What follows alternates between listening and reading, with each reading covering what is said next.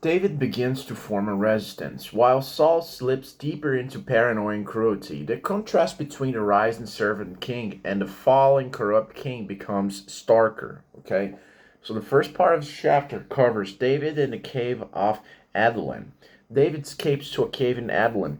His family, his family joins him, fearing Saul's wrath. Son, Soon, about 400 men gather around him, described as in distress, in debt, and discontent. David becomes a leader of outcasts, a foreshadowing of Jesus who gathers the broken and unwanted. Okay, the second part of the chapter covers seeking refuge for his parents.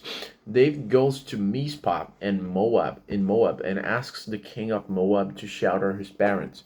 Let my father and my mother stay with you until I know what God will do for me. Even in chaos, David honors his parents and acts strategically. The third part of the chapter covers Gad, the prophet's direction. The prophet Gad tells David not to stay in hiding. Go to the land of Judah. David obeys and moves to the forest of Erath. David isn't just running, he's being spiritually guided even in exile. The fourth part of the chapter covers Saul's paranoia explodes.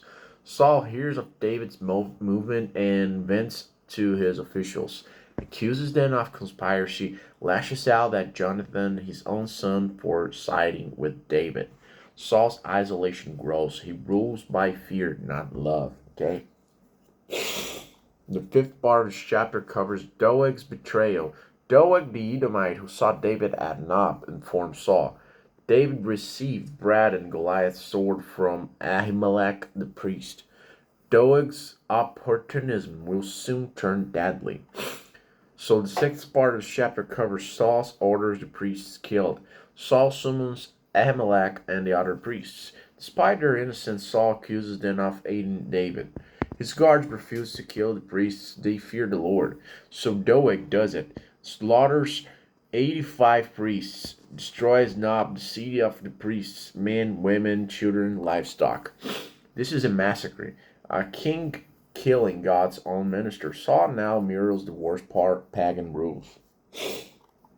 The seventh part of the chapter covers Abiathar. Abiathar escapes to David.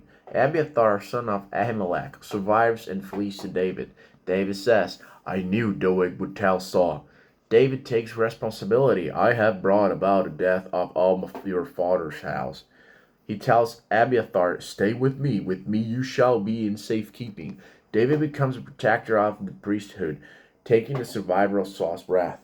So what are the key lessons from this chapter from the 1 Samuel 22?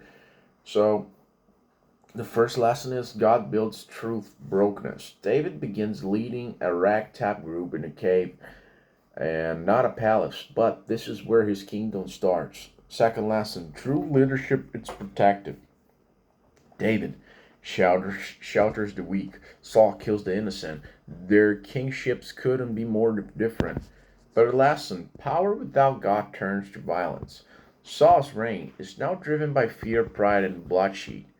It's a cautionary tale of what happens when the leaders reject God.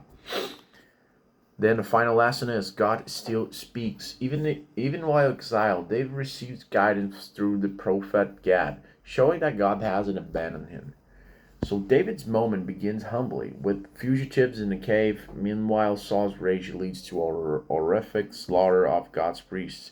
David assumes responsibility, protects the survivor, and walks the painful but purposeful road of God's anointed. Okay, don't forget to hit the like button and subscribe to the channel.